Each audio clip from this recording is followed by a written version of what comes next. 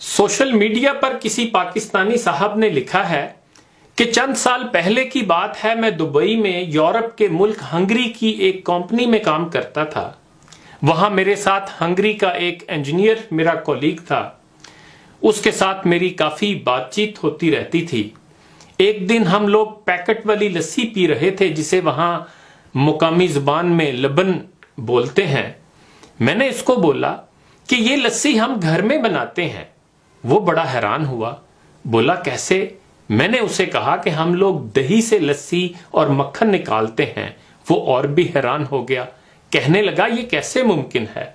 मैंने बोला हम गाय का दूध निकालकर उसका दही बनाते हैं, फिर सुबह मशीन में डालकर मक्खन और लस्सी अलग अलग कर लेते हैं। ये हाथ से भी बना सकते हैं। वो इतना हैरान हुआ जैसे मैं किसी अनोखी दुनिया की बात कर रहा हूं। उसने कहा कि ऐसी बातें मेरी दादी सुनाया करती थी। फिर कहने लगा मेरी बात लिख लो, तुम लोग भी कुछ सालों तक ऑर्गेनिक यानी खालिस देसी चीजों से महरूम होने वाले हो। मैंने पूछा वो कैसे? कहने लगा हंगरी में भी ऐसा हुआ करता था, फिर सारी मईशत यहूदियों के हाथ में आ गई, इंतजामी मामलात भी यहूदियों के हाथ में आ गए।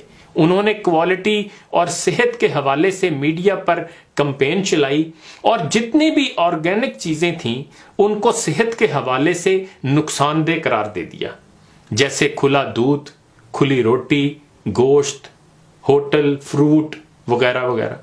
अब क्या हुआ? ब्रांड मुतारिफ हो गए जो इंटरनेशनल लेवल के मायार के मुताबिक थे। वैसे इंटरनेशनल मायार भी तो ये लोग खुद ही तय करते हैं। इसी तरह गोश्त सप्लाई करने वाली कंपनियां मार्केट में आ गईं। उनका गोश्त डब्बों में अच्छी खूबसूरत पैकिंग के साथ मिलने लगा और जो आम बेचने वाले थे उन पर अदारों के छापे पड़ने लगे।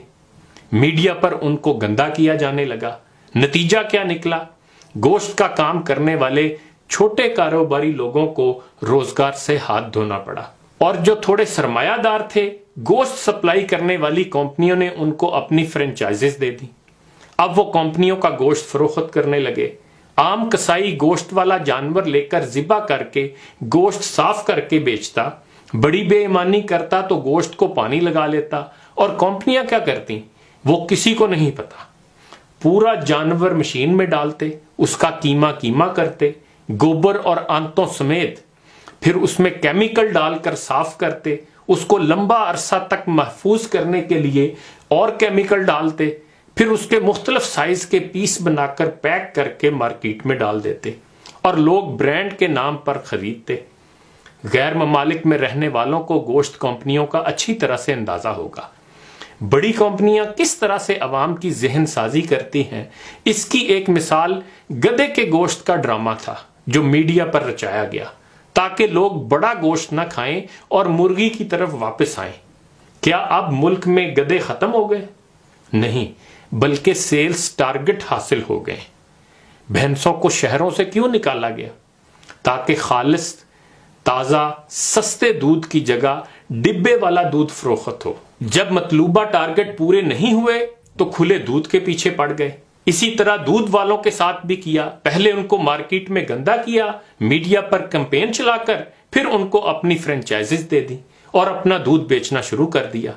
अब मुझे यह बताएं कि जो दूध आम और छोटे फार्मर से आता है, जो किसी किस्म का केमिकल ना तो जानवर को खिलाता है और ना दूध में कोई केमिकल डालता है, हो सकता है चंद एक ये करते भी हों, लेकिन अमूमन आम तौर पर जो दूध बेचने वाले हैं वो बेचारा क्या करेगा? ज्यादा से ज्यादा पानी डाल देगा।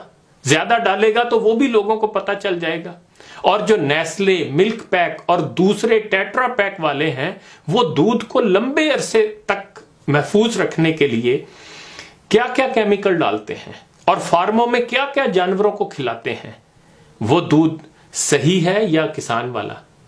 दुबई में दूध की एक्सपायरी डेट जितनी ज्यादा होगी उतना ज्यादा केमिकल होगा और उतनी कीमत कम होगी। एक ही कंपनी का दूध अगर टेट्रा पैक में खरीदेंगे तो 2-3 दरहम फी लीटर कीमत है। उसी कंपनी की बोतल फ्रेश वाली खरीदेंगे तो 6 दरहम लीटर। और आजकल ऑर्गेनिक दूध भी मार्केट में आ गया है जो 14 दरहम फी लीटर है। मुझे यह बताएं कि सीधा दूध निकालकर 14 दरहम का बिक रहा है तो क्या जरूरत है पैकिंग करके 3 दरहम का बेचने की? दुनिया में लोग अब ऑर्गेनिक के पीछे भाग रहे हैं और हम बदकिस्मत लोग ब्रांड्स के हत्थे चढ़ गए हैं। अब पाकिस्तान में भी बड़े बड़े डेयरी फार्म बन रहे हैं और हर दूसरे दिन हुकूमत दूध वालों पर छापे मार रही होती है और मीडिया पर दिखा रही होती है कि दूध में ये मिलाया वो मिलाया। ओ भाई, अगर कार्रवाई करनी है तो मीडिया पर शोर मचाने की क्या जरूरत है? क्यों लोगों का एतबार उठाने के लिए जहन तब्दील कर रहे हैं? अब आपके जहन में यह सवाल लाजमी आएगा कि दुनिया की हर तबाही को यहूदियों से क्यों जोड़ा जाता है। तो इसके जवाब में उन साहब का कहना यह है कि आप दुनिया के सब बड़े ब्रांड्स और पैक फूड कंपनियों के मालिकान की लिस्ट निकाल लें और बहुत आसानी से उनके नाम की प्रोफाइल व्हाट्सएप, इंस्टाग्राम, फेसबुक पर चेक कर लें या फिर इन नामों को गूगल पर सर्च कर लें तो उनकी प्रोफाइल पर आपको उनका मजहब यहूदी ही मिलेगा। दुनिया के ज्यादातर कारोबार के मालिक यही यहूदी हैं। कारोबार के साथ साथ ये लोग इंटरनेशनल मीडिया को भी कंट्रोल किए हुए हैं और जब चाहें अवाम में प्रोपेगेंडा फैला देते हैं। मेरी सारी गुफ्तगू के हवाले से किसी को कोई शक व शुबा हो तो मैं उसे तजवीज़ करूंगा कि वो जॉन पर्किंस की मशहूर ज़माना किताब the confessions of economic hitman पढ़ ले।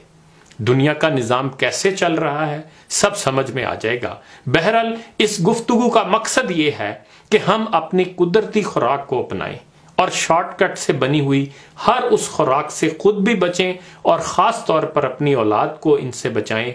मसलन पेप्सी, कोक जैसे drinks, pack juices, pack chips, मुख्तलिफ स्नैक्स, बर्गर, पिज़्ज़ा, क्योंकि इनमें भी पैक्ड फ्रोज़न चिकन और पैक्ड लवाजमात इस्तेमाल किए जाते हैं। एदादो शुमार देख लें, यूरोप और अमेरिका के अक्सर ममालिक जहां कोरोना अमवात सबसे ज्यादा हुई हैं वहां की ज्यादातर आबादी की खुराक यही बर्गर, पिज़्ज़ा और पैक्ड फूड्स होती है। अभी भी वक्त है कुदरती ग़िज़ा की तरफ आएं। शहरों वाले भी अपने अपने घरों में गमलों में भी इतनी सब्जियां उगा सकते हैं जो घर की ज़रूरियात के लिए काफ़ी हों। बर्गर, पिज़्ज़ा, शवारमा, पेप्सी और बेकरी आइटम से जान छुड़ाएं। मेहमानों की तवाज़े खजूर, दूध, सत्तू, खुश्क मेवाजात या फलों से करने की कोशिश करें। इस कल्चर को रवाज दें। सादा तर्ज़े ज़िंदगी में बरकत भी है और आसानी और सेहत भी। जान है तो जहान है, सेहत की कदर करें। ये ईमान के बाद अल्लाह की सबसे बड़ी नेमत है। खुदा हमें अच्छी सोच और अच्छी आदत अपनाने की तौफीक अता फरमाए। इन्हीं गुजारिशात के साथ इजाज़त चाहूँगा। अपना ख्याल रखिएगा। अल्लाह हाफिज़।